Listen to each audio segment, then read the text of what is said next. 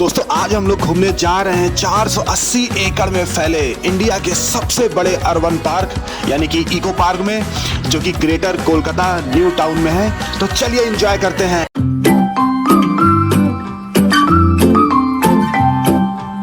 दोस्तों कोलकाता आते हैं और इको पार्क ना ऐसी गुस्ताखी तो आप कर नहीं सकते। मतलब अगर आप थोड़ा सा एंजॉय करना चाहते हैं, नई चीज़ों को एक्सप्लोर करना चाहते हैं, तो इको पार्क आपकी नंबर 1 चेकलिस्ट पे होना चाहिए। अंदर चलते हैं और देखते हैं कि कैसा है। एक लोग का टिकट 30 रुपीज़ का है। दोस्तों टाइमिंग की बात की जाए तो टाइमिंग है 12 नून टू 7:30 नॉर्मल डेज़ में, जिसमें मंडे ऑफ रहता है और संडे और किसी छुट्टी के दिन इसकी टाइमिंग है 11 से 7:30 तक। तो आइए अंदर चलते हैं, एंजॉय करते हैं। टिकट तो एंट्री के साथ साथ एक बार जरा एक्टिविटी की डिटेल देख लीजिए कि किसका क्या चार्जेस है। दोस्तों पार्क का नज़ारा देखिए कितना सुंदर है। चारों तरफ ग्रीनरी, फ्लावर्स और कितना प्लीजेंट माहौल है। आप देखिए उधर दूर अल्फ्रेड टावर आपको दिखाई पड़ रहा है।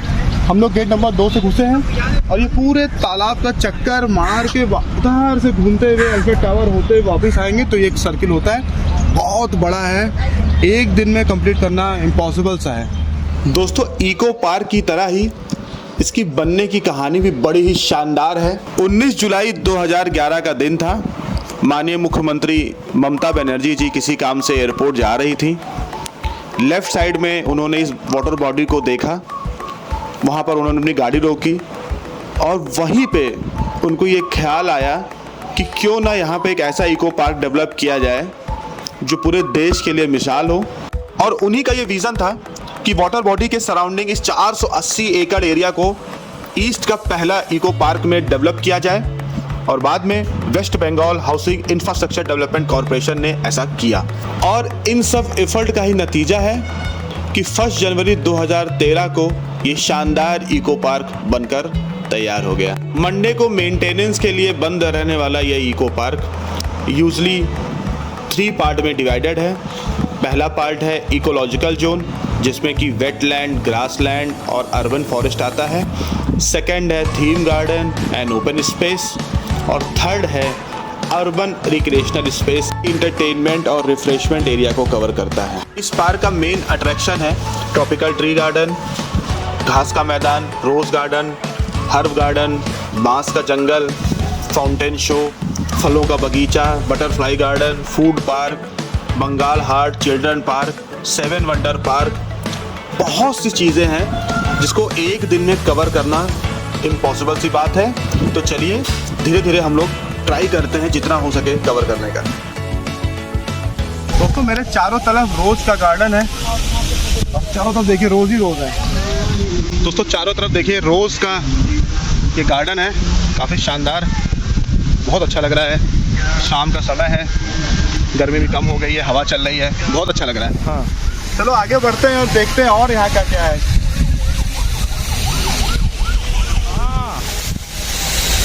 दोस्तों पानी के फुहारे लग रहा है जैसे अमृत वर्षा हो रही है। इतनी गर्मी में हा मज़ा आ गया। बहुत ही शानदार अनुभव दोस्तों। हल्की हल्की पानी की फुहारें पड़ रही हैं और पब्लिक यहाँ एंजॉय कर रही है। दोस्तों फाउंटेन शो देखिए, और यहाँ पे बच्चों के लिए झूले हैं बिलो 10 ईयर्स। काफ़ी मस्त माहौल है। दोस्तों मुझे तो भीगने में बहुत मज़ा आ रहा है। बच्चे वहाँ एंजॉय कर रहे हैं, बड़ों को एंजॉय कर लीजिए। यहाँ है, क्या बात है। एक जलपरी अम्मागढ़ यहाँ बैठी है, गजब का माहौल। गर्मी में तो मतलब लग रहा है जन्नत में आ गए आप।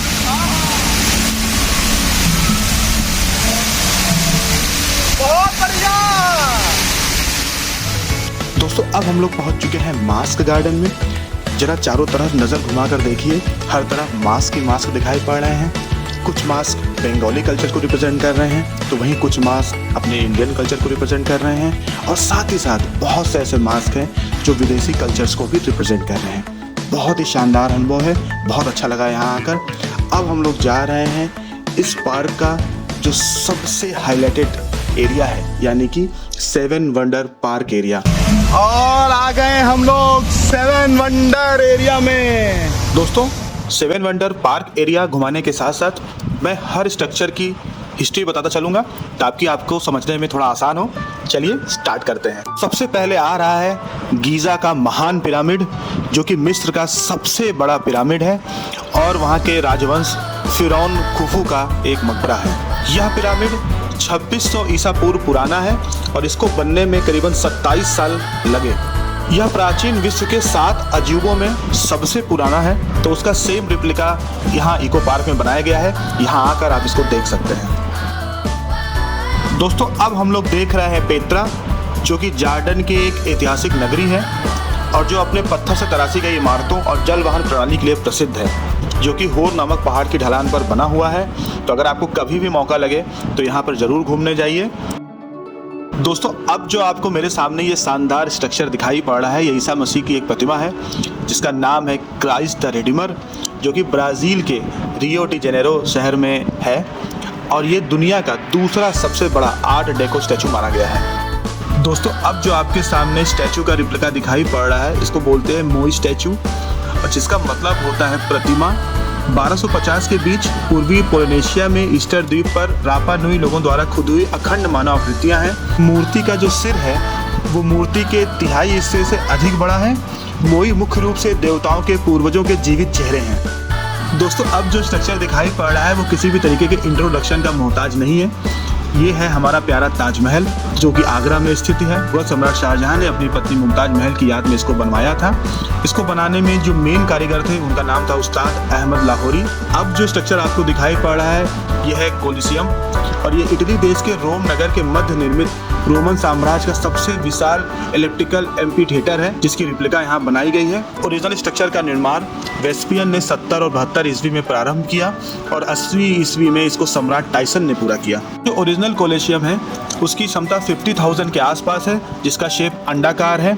यहाँ पर योद्धाएं आपस में युद्ध करते थे, जानवरों से भी युद्ध करते थे। ग्लैडिएटर मूवी आपको याद होगी, जिसमें रशल क्रो लोगों से लड़ाई करता है, शेर से लड़ाई करता है। एक अनुमान है कि इस तरह के प्रदर्शन में करीब 5 लाख जानवर और 10 लाख मनुष्य मारे गए। तो आप अंदाज़ा लगा सकते हैं कि उस जमाने के हिसाब से ये कितना भव्य रहा होगा। दोस्तों अब जो सामने स्ट्रक्चर देख रहे हैं, मैं यकीन के साथ कह सकता हूँ कि आप सब इसको पहचानते होंगे।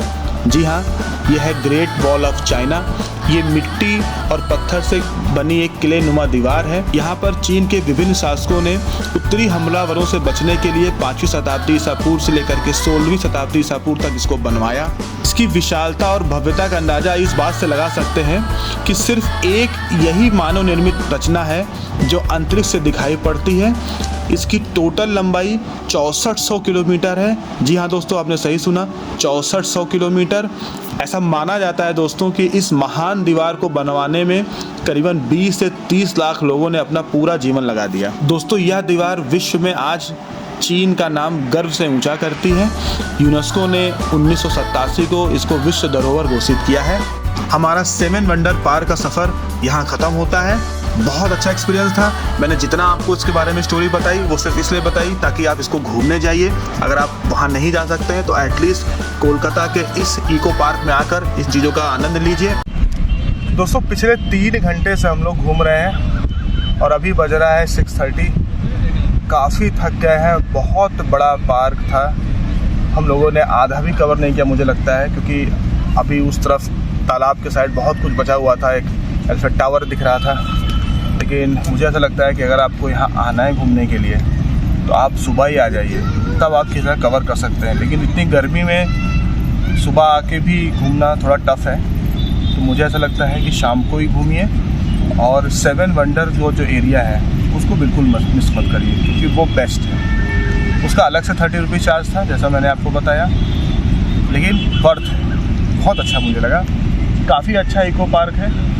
मेरा मानना है कि अगर आप कोलकाता कभी भी आते हैं तो आपको ये डेस्टिनेशन बिल्कुल भी मिस नहीं करना चाहिए। बहुत ही शानदार है, फैमिली के लिए, बच्चों के लिए, कपल्स के लिए जन्नत है, जन्नत। चलिए अब हम लोग निकल रहे हैं।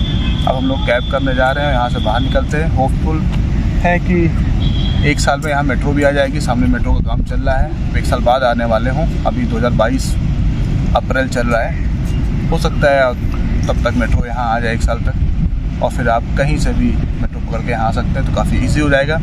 लेकिन अभी ट्रांसपोर्ट का तो कोई माध्यम नहीं दिख रहा सिवाय ओला या उबर कैब बुक करने के। चलिए फिर मिलते हैं अगले एपिसोड में।